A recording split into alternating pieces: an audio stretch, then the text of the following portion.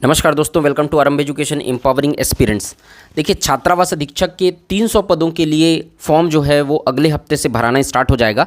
आज के ही न्यूज़पेपर में ये इन्फॉर्मेशन दी हुई है, तो आप सब वीडियो के एंड तक बने रहिएगा। हम लोग हॉस्टल वार्डन से रिलेटेड सारी जानकारी को देखेंगे कि क्या क्या इसमें योग्यता क्या है, इसमें सिलेबस क्या हो सकता है, किस तरीके से इसकी तैयारी करनी है, वो सारी चीज़ें जो है वो हम लोग आज की वीडियो में कवर करने वाले हैं। वीडियो के एंड तक बने रहिएगा। जो हॉस्टल वार्डन की तैयारी कर रहे हैं या करना चाहते हैं उनके लिए ये वीडियो बहुत ज़्यादा इंपॉर्टेंट होने वाला है। ठीक है, इससे रिलेटेड सारा इन्फॉर्मेशन आप लोग को आज क्लियर हो जाएगा। तो देखिए, छात्रावास अधीक्षक भर्ती जो है अगले सप्ताह से फॉर्म भरना स्टार्ट हो जाएगा। लगभग एक माह तक फॉर्म मतलब 20 दिन तक, 15 से 20 दिन तक फॉर्म भराएगा। और उसके बाद जो है जो इसकी एग्ज़ाम होगा इसका, वो लगभग 4 महीने के बाद होगा। इसलिए क्योंकि अभी वर्तमान में फरवरी जैसे चल रहा है, तो मार्च अप्रैल मई का समय देखेंगे आप, तो व्यापम जो है वो क्या बोलते हैं, अपना एग्ज़ाम लेने में व्यस्त रहेगा, है ना। वो जो भर्ती प्रक्रिया लेता है, CGTET भी होने वाला है, वो भी व्यापम ही लेता है। और भी जो भर्ती प्रक्रियाएँ हैं, वो मतलब एग्ज़ाम्स हैं, वो भी व्यापम लेता है। तो उस व्यापम उसमें व्यस्त रहेगा, इसलिए ये वैकेंसी। और दूसरी बात है, आचार संहिता भी आ जाएगी। तो ये फॉर्म तो अगले हफ्ता भराना चालू हो जाएगा आपका, लेकिन जो एग्ज़ाम है वो 4 महीने के बाद होगा। तो बहुत गोल्डन अपॉर्चुनिटी है। एग्ज़ाम की तैयारी के लिए आपको पर्याप्त समय मिल रहा है, और फॉर्म भराना स्टार्ट हो जाएगा तो थोड़ा मोटिवेशन भी मिलता है। जो इतने समय से तैयारी नहीं कर पा रहे हैं कि आएगा या नहीं आएगा, उस संशय में है, उनका पूरा डाउट जो है वो क्लियर हो जाएगा, है ना। तो आप कॉन्फिडेंस के साथ तैयारी शुरुआत कर सकते हैं। और याद रखिएगा कि तैयारी जो है वो इसी समय में बेहतर होती है, क्योंकि आप जब नोटिफिकेशन एग्जाम का डेट आ जाएगा तब तो फिर आपके पास तैयारी करने के लिए समय नहीं बचेगा। ठीक, तो सारी चीज़ देखते हैं। 300 पदों के लिए भर्ती विज्ञापन पिछले बार PSC ने जारी किया था, उसने वापस ले लिया था भर्ती विज्ञापन, क्योंकि PSC जो है इसकी परीक्षा लेता नहीं है, इसकी परीक्षा व्यापम लेता था। तो उसके बाद फिर व्यापम जो है वो अब ये निकालने वाला है। तो देखते हैं इसका नोटिफिकेशन में जो PSC दिया था पिछले बार, वो किस तरीके से इसमें बातें कही गई थी। देखिए, शैक्षणिक अर्हताएं इसकी क्या रहती हैं। तो यहाँ पर 10+2 पद्धति के से हायर सेकेंडरी परीक्षा उत्तीर्ण होना चाहिए। मतलब सीधा सीधा बात यह है कि 12th पास होना चाहिए। 12th पास वाले लोग इसमें फॉर्म भर सकते हैं, है ना। और इसमें क्या मिलेगा, कंप्यूटर प्रशिक्षण को अधिमान्यता दी जाएगी, मतलब उनको प्रायोरिटी दी जाएगी। कैसे प्रायोरिटी दी जाएगी, तो अधिमान्यता का मतलब क्या है। अधिमान्यता का मतलब यह है कि 50 अंक के जो 50 प्रश्न रहेंगे, है ना, उसमें, ठीक है, तो यहाँ पर 50 अंक के प्रश्न में 50% अंक प्राप्त करना अनिवार्य होगा। मतलब 50 नंबर का कंप्यूटर का पेपर होगा, 50 नंबर का, उसमें 25 नंबर गेन करना अनिवार्य है आपको। जब आप 25 मार्क्स लाएंगे तभी आपका आगे का पेपर चेक होगा, मतलब उसमें 50% का मार्क्स लाएंगे तब, नहीं तो फिर पेपर चेक ही नहीं होगा आपका, है ना। यहाँ पर लिखा हुआ है, कंप्यूटर ज्ञान से संबंधित 50 अंकों के प्रश्न में 50% अंक प्राप्त करना अनिवार्य होगा। तो 50 अंक का 50 क्वेश्चन रहेगा, उसमें से 25 नंबर आपको लाने होंगे। ठीक, आगे देखते हैं। देखिए, आयु सीमा क्या रहेगी। तो ये तो खैर पुराना नोटिफिकेशन है, इसलिए इसमें 1 जनवरी 2023 से लिया है। अब 1 जनवरी 2024 से, 2024 में जब फॉर्म आएगा तो 1 जनवरी 2024 से 1 जनवरी 2024 को आपकी आयु सीमा कम से कम 21 वर्ष हो जानी चाहिए, है ना। 21 वर्ष 1 जनवरी 2024 की स्थिति में, और 35 वर्ष से ज़्यादा नहीं होनी चाहिए। तो 21 से 35 साल इसका एज क्राइटेरिया है। ठीक है, अब जो स्थानीय निवासी है छत्तीसगढ़ के, उनको 5 वर्ष की और छूट मिलेगी। कितने साल की, 5 साल की छूट मिलेगी इसमें। ठीक है, चलिए, तो ये एज से रिलेटेड हो गया, आपका योग्यता से रिलेटेड हो गया। अब हम लोग सिलेबस पे आते हैं। चलिए, सिलेबस पे देखिए, जो ये तो पिछले बार 150 अंक का पेपर था, मतलब जो PSC जो लेने वाला था वो, लेकिन इस बार जो है व्यापम जो है सारे एग्ज़ाम को 100 नंबर का कर रहा है। तो ध्यान रखिएगा कि ये जो पेपर है वो 100 नंबर का भी हो सकता है, चांसेस है ना। सिलेबस यही रहेगा, लेकिन जो नंबर है उसके वो 100 नंबर, सारे पेपर को व्यापम जो है वो 100 नंबर का कर रहा है। 150 नंबर का लेता था पहले, वो 100 नंबर का कर रहा है ना। तो ये पेपर भी जो है वो 100 नंबर का हो सकता है, ऐसे चांसेस हैं। बाकी नोटिफिकेशन आने के बाद ही क्लियर होगा। अब इसके सिलेबस पे गौर डालते हैं, अब यहाँ पे फोकस करते हैं। सिलेबस ध्यान रखिएगा, यही सिलेबस के हिसाब से आपको तैयारी करनी है। ये 95% चांस है कि यही सिलेबस रहेगा। अगर चेंज भी होना रहेगा तो थोड़ा बहुत चेंज होता है, कोई चीज़ ज़्यादा चेंज नहीं होता। जैसे कि पहले बाल मनोविज्ञान नहीं आता था, PSC ने जब नोटिफिकेशन निकाला तो उसमें बाल मनोविज्ञान ऐड कर दिया, तो जो ऐड होना था वो हो चुका है। अब ऐड कुछ नहीं होगा ना कुछ माइनस होगा, लगभग यही सिलेबस रहेगा। इसी सिलेबस को बेस मानकर तैयारी करिए। एडीओ वाले भी पूछते रहते हैं कि सर सिलेबस चेंज होगा क्या, तो देखिए सिलेबस जो है वो थोड़ा बहुत चेंज हो सकता है, पूरा सिलेबस चेंज नहीं होता है। 10-20 नंबर का सिलेबस चेंज होगा तो आप जो तैयारी किए रहेंगे वो वेस्ट थोड़ी हो जाएगा।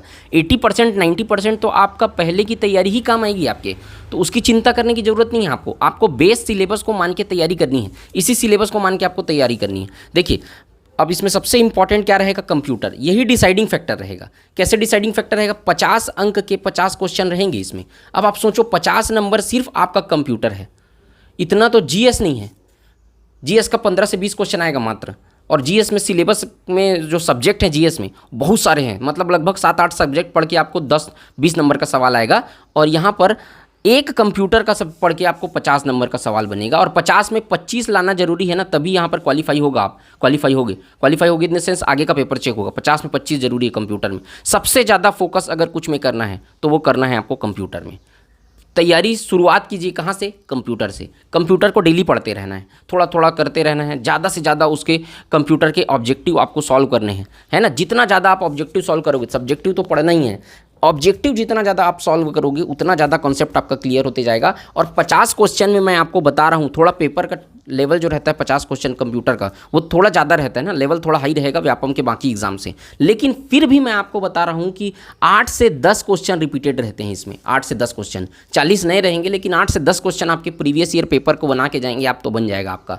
तो इसमें से आप देखेंगे कि 30 से 35 क्वेश्चन जो रहेंगे मॉडरेट लेवल के रहेंगे, और जो 10 से 15 क्वेश्चन रहेंगे वो टफ लेवल के रहेंगे। मतलब ये 10 से 15 क्वेश्चन को तभी आप बना पाओगे जब आप अच्छे से कंप्यूटर को डीप पढ़े रहोगे, और डीप पढ़े रहोगे उसी से 10-15 क्वेश्चन बनेगा। बाकी ये 30-35 क्वेश्चन में से 30 क्वेश्चन तो आपका सबसे बन जाएगा, है ना। लेकिन ये 15 क्वेश्चन डिसाइडिंग फैक्टर रहेगा। तो आप अच्छे से पढ़िए कंप्यूटर में, कोई आपको क्या नहीं करना है, कंजूसी नहीं करना है पढ़ने में, ठीक। तो ये हो गया आपका 50 नंबर का जो रहेगा वो कंप्यूटर रहेगा। बाकी सिलेबस वैसे ही रहता है भाई, कंप्यूटर का कोई अलग नहीं रहता है ना। यहाँ पे हिंदी व्याकरण का देखिए 10 नंबर का आपका क्या आएगा, हिंदी व्याकरण आएगा, 10 नंबर का हिंदी व्याकरण, है ना। उसके बाद अंग्रेजी देखिए 10 नंबर की अंग्रेजी आएगी आपकी। उसके बाद मैथ्स, तो दूसरा जो इसमें जो रहेगा डिसाइडिंग फैक्टर, वो कंप्यूटर के बाद मैथ्स भी आपको अच्छे से तैयार करना है। 10 नंबर का इंग्लिश हो गया, 10 नंबर के इंग्लिश के बाद मैथ्स जो है वो 20 नंबर का रहेगा। तो मैथ्स एक ऐसा सब्जेक्ट है जो मतलब इसमें आप नंबर गेन कर सकते हैं। अगर आपका पकड़ अच्छा है तो आप इसमें क्या कर सकते, स्कोर कर सकते हैं। जीएस का तो भरोसा नहीं है, लेकिन मैथ्स में आप अच्छा स्कोर कर सकते हैं। तो 20 नंबर का मैथ्स रहेगा। उसके बाद रीजनिंग इसमें है नहीं, है ना। उसके बाद देखिए 15 नंबर का आपका रहेगा यहाँ पर सामान्य ज्ञान। 15 नंबर का है आपका जीएस का पोर्शन, जिसमें संविधान रहेगा, इतिहास रहेगा, भूगोल रहेगा, अर्थव्यवस्था रहेगी, और सामान्य ज्ञान मतलब विज्ञान के मूलभूत सिद्धांत मतलब बेसिक साइंस रहेगा। तो ये सब मिला के 15 क्वेश्चन आएंगे आपके। तो तब सोचो 1 2 3 5 सब्जेक्ट मिला के 15 क्वेश्चन, और अकेले कंप्यूटर का 50 क्वेश्चन। तो इसीलिए मैं आपको कंप्यूटर पे ज़्यादा फोकस करने के लिए बोल रहा हूँ। उसके बाद आपका ये फ्री का नंबर 15 अंक के 15 क्वेश्चन करेंट अफेयर्स के, ये बहुत इंपॉर्टेंट है, अच्छे से तैयारी करिएगा इसका भी, है ना। और छत्तीसगढ़ की सामान्य ज्ञान जानकारी, तो जीएस सीजीजीएस रहेगा 20 नंबर का 20 प्रश्न, है ना। तो ये भी अच्छा एक ऑप्शन है आप लोग के लिए। तो 20 नंबर का तैयारी भी अच्छे से करना है। बाकी 10 नंबर का जो है वो अलग से जोड़ा गया बाल मनोविज्ञान। बाल मनोविज्ञान को मैंने लिया हुआ है सीजीपीएससी नॉलेज, हम लोग का जो ऐप है सीजीपीएससी नॉलेज और आरंभ एजुकेशन का, उसमें आप देखेंगे तो आपको बाल मनोविज्ञान का आप अलग से भी परचेस कर सकते हैं, या हॉस्टल वार्डन का पूरा कोर्स अगर आप ज्वाइन करना चाहते हैं तो वो भी कर सकते हैं, है ना। तो ध्यान रखिएगा उसको। चलिए, तो पूरा ओवरऑल अगर हम लोग समराइज़ करें तो यहाँ पे आप देखेंगे कंप्यूटर कितने नंबर का आ रहा है। कंप्यूटर आ रहा है आपका 50 नंबर का, ठीक है। कंप्यूटर है आपका 50 नंबर, हिंदी है आपका 10 नंबर, अंग्रेजी है आपका 10 नंबर, मैथ्स है आपका 20 नंबर, सामान्य ज्ञान है 15 नंबर, करेंट अफेयर्स है 15 नंबर, छत्तीसगढ़ है 20 नंबर, और बाल मनोविज्ञान 10 नंबर। तो अभी के हिसाब से 150 नंबर का है। अगर ये 100 नंबर का हो जाता है तो इसी में आप देखिए 100 नंबर का होगा तो इसी सिलेबस में मार्क्स जो है वो कम हो जाएंगे, क्वेश्चन जो है वो कम हो जाएंगे, टाइम जो है वो कम मिलेगा। बाकी आपको तैयारी इसी सिलेबस को बेस मान के करना है। तो मुझे उम्मीद है आपको वार्डन से रिलेटेड सारी चीज़ें क्लियर हो गई होंगी, ठीक है। टेलीग्राम चैनल जरूर ज्वाइन करिएगा, चैनल पे नए हैं तो सब्सक्राइब जरूर करिएगा। आपको और भी एग्ज़ाम से रिलेटेड सारी इन्फॉर्मेशन जो है वो मिलते रहेंगे। क्लासेस भी मैं अब कोशिश करूँगा, एप्लीकेशन पर क्लासेस चलते रहती हैं तो टाइम थोड़ा कम मिल पाता है, लेकिन फिर भी मैं कोशिश करूँगा ज़्यादा से ज़्यादा यहाँ पर जो भी आपको क्लासेस दे सकूँ यहाँ पे मैं प्रोवाइड करूँगा, बनाऊँगा, ठीक है। तो आप कमेंट सेक्शन में कमेंट करके ज़रूर बताइएगा। अगर इससे रिलेटेड आपको बुक्स वगैरह जानकारी लेनी है कि किस बुक से तैयारी करनी चाहिए, तो मैं वो भी आपको क्लियर करके बता दूंगा। अगर आपको डिमांड के हिसाब से अगर आपको ज़रूरत है तो बताइएगा, कमेंट सेक्शन में लिखिएगा कि आपको क्या चीज़ किस तरीके से आपको तैयारी करनी है, बुक्स वगैरह की जानकारी चाहिए या नहीं, तो फिर अपन उसके लिए भी एक डेडिकेटेड वीडियो बना देंगे। ठीक है, तो मैं उम्मीद करता हूँ कि आप बेहतर तरीके से तैयारी कर पाएंगे, कुछ क्लियर होगी हुई चीज़ें। मिलते हैं नेक्स्ट वीडियो में, तब तक के लिए जय हिंद, वंदे मातरम।